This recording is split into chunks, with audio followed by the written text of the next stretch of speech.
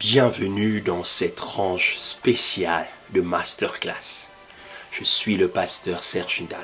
Je suis coach, je suis mentor et je suis conférencier. Au-delà de tout, je suis un passionné de voir la réussite dans la vie de plusieurs. La réussite, pas dans le sens de s'accumuler des choses inutiles, mais la réussite, pour moi, consiste à marquer, à transformer, à changer de vie. Oui, des vies. Christ a dit, allez, faites de toutes les nations mes disciples. Il ne s'agit pas ici d'une recommandation ou d'un dogme religieux. Il s'agit ici d'une opération extrêmement importante qui consiste à transformer les hommes, premièrement, dans le but de les amener au ciel, et deuxièmement, que ces personnes puissent devenir des hommes et des femmes d'impact, c'est-à-dire leur donner les capacités, de les outiller, de les donner des moyens nécessaires qui leur permettront de laisser des marques sur la terre que rien ne pourra effacer. C'est le rôle que nous avons donné à notre émission Masterclass. Et nous croyons que vous serez des milliers, des millions à les regarder, à les partager, à les recommander à une personne que vous aimez beaucoup. Aujourd'hui, je voudrais, avec votre permission, parler d'un sujet très important. Je parle des choix des conseillers. Oui. Il ne s'agit pas ici de cataloguer ou simplement de catégoriser ces conseillers, et je ne parle nullement seulement des conseillers. Lorsqu'on entend ce mot dans certains milieux, on pense directement au mariage. Loin de là, je voudrais vous amener dans la Bible, vous faire parcourir dans ce livre si extraordinaire, merveilleux, que beaucoup d'entre vous peut-être ignorent, ne connaissent pas ou ont des appréhensions. Mais donnez-moi ces quelques minutes, peut-être qu'à la fin de ce message, à la fin de cette émission, vous changerez d'avis. Peut-être l'approche avec laquelle on vous a toujours donné les Écritures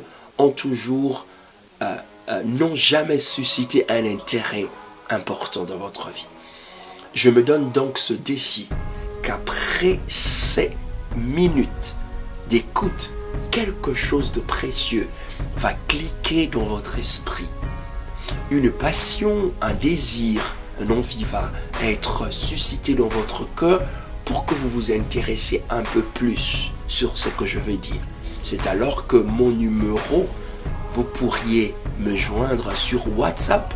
Ça sera facile que vous puissiez me joindre soit par Facebook, Serge Ndala, soit par le numéro qui s'affichera en bas de l'écran pour que nous puissions creuser, entrer en profondeur sur ce sujet. Christ, avant de naître, une prophétie a été faite sur lui. Le livre d'Ésaïe dira et lui donnera un qualificatif que plusieurs dans ce siècle ont négligé. On l'appellera admirable conseiller. Waouh! Oui, vous avez bien entendu. Donc on peut et on doit forcément, impérativement, avec la richesse et l'abondance qu'il y a dans ce livre sacré et merveilleux qui a transformé des milliards de vies et qui continue à le faire, trouver, puiser une sagesse extraordinaire.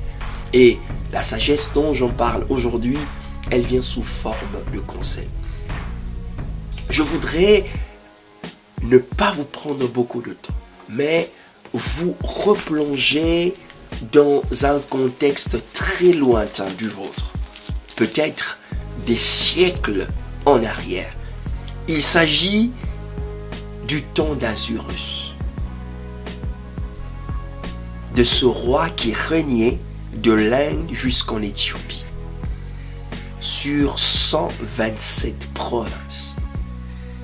Et le roi Assyrus était alors assis sur son trône royal à Suse dans la capitale. La troisième de son règne, il fit un festin à tous ses princes et tous ses serviteurs. Et les Écritures disent, il montra la splendide richesse de son royaume et l'éclatante magnificence de sa grandeur pendant nombre de jours, pendant 187 jours. Et en plus de ces 187 jours, ce roi Assyrus ajouta 7 autres jours de splendeur. Waouh! Vous savez, lorsque un homme a l'argent, a une fortune, il cherche à le montrer. Et c'était le cas de ce roi qui organisa cette fête.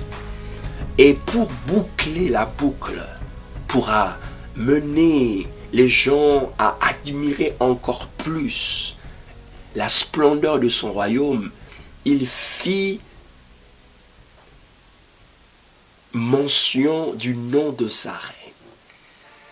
Et parce que cette femme avait une beauté légendaire, le roi décida donc de le faire montrer encore à tous ses convives, à tous ses illustres guests et invités. Mais malheureusement, les Écritures restent muettes sur le refus ou l'objectif ou la cause principale du refus de l'apparition en public de ce jour-là de la reine. Le roi constata que sa belle reine refusa d'apparaître. C'est extraordinaire de voir que soit ils étaient en rupture, soit la reine, on va dire comme ça, sur un coup de tête, refusa l'appel du roi. Cela fut dommage parce que il en suivit une crise dans le royaume. Une crise s'installa et cela poussa au roi de convoquer 7 princes ou 7 conseillers qui étaient les meilleurs dans son royaume et qui étaient ceux qui parlaient à l'oreille du roi. Mais il y en a un qui avait une touche particulière. Il y en avait un qui avait une pensée particulière, qui avait la capacité de captiver l'esprit du roi. C'est ainsi que Memunkam parla au roi en disant: si nous laissons cette chose passer, toutes les femmes, écoutez-moi bien, toutes les femmes du royaume s'opposeraient, se conduiraient de la sorte. Alors, il faudrait qu'on trouve une situation pour remédier. Il proposa que le roi puisse trouver une autre femme.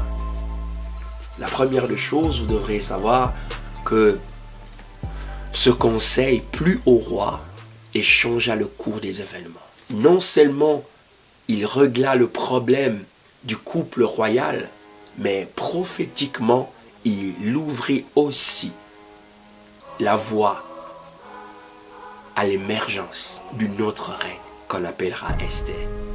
Waouh! Je voudrais que tu puisses comprendre 3 choses. La première, que si tu désires être à côté d'un roi, il faudra avoir l'expertise et la sagesse. Et aussi la parole providentielle qui permettent la résolution des problèmes difficiles. La deuxième chose, je m'adresse à une autre catégorie, c'est la catégorie de ceux qui attendent le sifflet, le coup de grâce, qui attendent l'ouverture officielle de Dieu pour changer le cours des événements dans leur vie. Peut-être un même cas, un conseil est en train de se donner en ta faveur.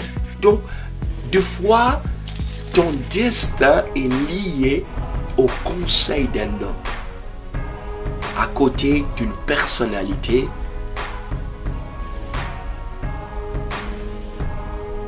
Je reviendrai tout à l'heure après cette pause pour vous en dire plus. Que Dieu vous bénisse.